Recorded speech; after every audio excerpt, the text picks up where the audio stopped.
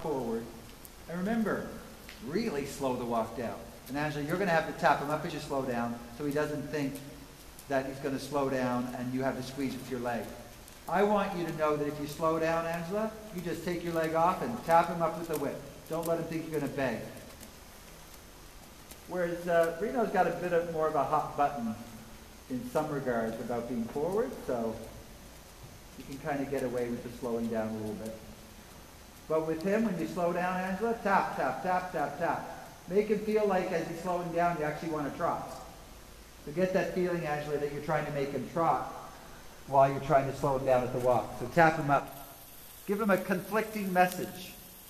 Because he thinks he knows what's going on. And we want him to not think he knows so much. He's like, I know exactly what to do. You want to sort of confuse him a little bit. So you're going to create a little bit of positive tension.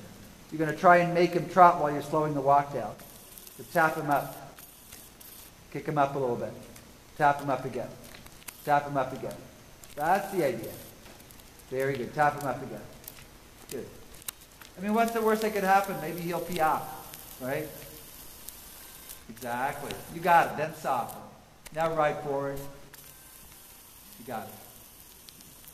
And if he puts his head low, tell him you're not giving him all the reins to actually go really, really, really low, that you're going to tap him up again. So try to make him trot now while you're bending him to the inside. And go on, make him trot. Go ahead, make him trot 2 steps though. Make him trot 2 steps. There, good. Right bend. There you go. Make him trot 2 steps. You got it. Very good. That's now soften. Good. Now trot away. Good. Go on. Now back to walk. He's like, what do you want? You're like, I want you to be able to answer many questions, not just one. Now make him trot, Angela. Make him trot. Good. Back to walk. See, that's the idea. Make him trot. Go on. Make him trot. Make him trot. He thinks he knows what's going on. Make him trot. Go on. Tell him to trot. Back to walk. And make him trot again, Angela. Make him trot. Go ahead. Back to walk. So you can do that exercise without getting your heart rate up, but he'll have to think, oh, okay, see, that was already better, a better response. So you want the slow walk to be an active slow walk, not a dead one. So that's why you do those trot transitions. So that exercise doesn't work for him as well as it works for Reno. That's why you have to put in the trot transition. Okay, guys, go back to your trot work. And then go back to the priority of saying, I don't care about the bending and the frame and everything else. I just want to lengthen the trot. But if they start doing it right away, you're going to say, well, I might as well not waste time. I'm going to go for the bend. I'm going to go for a little nostril to the inside. And then if they let you go forward and lengthen the trot and bring the nostril to the inside, say, well, geez, I don't want to waste any time here. I might as well push the inside hind leg towards the outside hind leg and get them round over their back. So now you're saying, I don't want to take another 20 minutes to get this. I want to get right into it. That's the idea. And with him, Angela, you just have to let him know that down the long side, you're going to muscle him up a little bit and say, come on, let's ride a circle, buddy. Let's bend and ride a circle. That's the idea. And even on the short side, Angela, you're saying, I want to muscle him up a little bit. Let him think I'm going to ride a circle. Take a feel. Good. And close those fingers and move a little bit more back to your length and trot work, Mel. Good. Take a feel, Angela. You got it. Take a feel. Bend them now. Take the nostrils to the inside. Move the inside head, hind leg towards the outside. Remember, you've earned it now, so you can challenge them to say, come on, move forward, buddy. And as you're moving forward, give me a little bit of neck bend, and move your inside hind leg towards the outside, and stay there, and then move forward again. Bravo. Change direction. Go ahead. There you go, Angela. So don't use your windows now to say, this is a small window. I've got to not let him think I want to ride that circle again. And then as soon as you go in the next rein, you have to right away say, can I lengthen the stride? And if the answer is yes, say to yourself, oh, I can get some neck bend. And if they'll give you a little bit of neck bend while they're lengthening the stride, you'll say, can I push the inside hind leg towards the outside hind leg? And then you have to say to yourself, oh, can I still lengthen the stride? And if you can lengthen the stride, you say, perfect. I can lengthen the stride. Can I move them to the outside? Can I get a little nostril to the inside? And again, keep pumping up that trot. And then down alongside Andrew, challenge her to ride the circle. A little more trot again, back to, very good, Mel. That's it.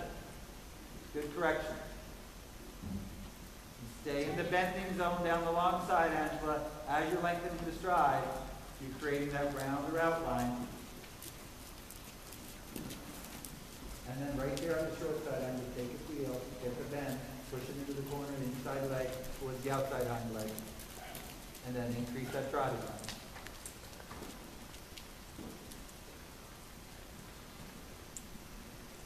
Good. And don't forget, anytime they agree to give you a nice outline, you have to say, I only got this because I got them forward. So you have to maintain the forward and review all the questions you ask.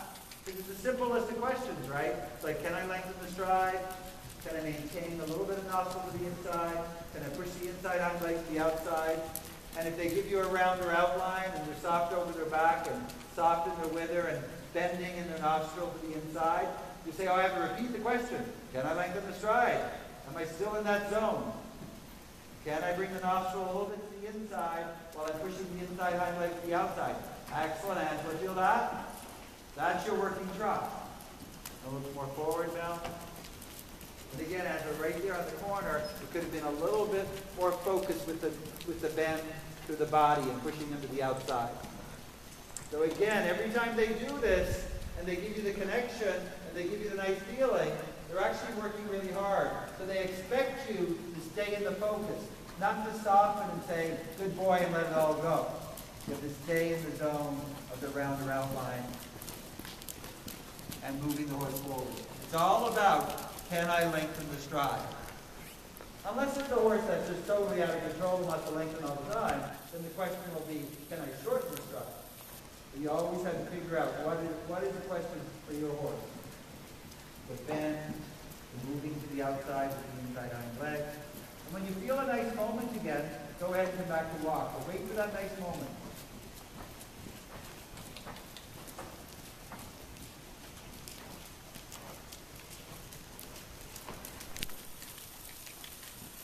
Good now. Then find it again. You got it. Move to the outside and push it forward. There you go, Andrew. There's a nice moment.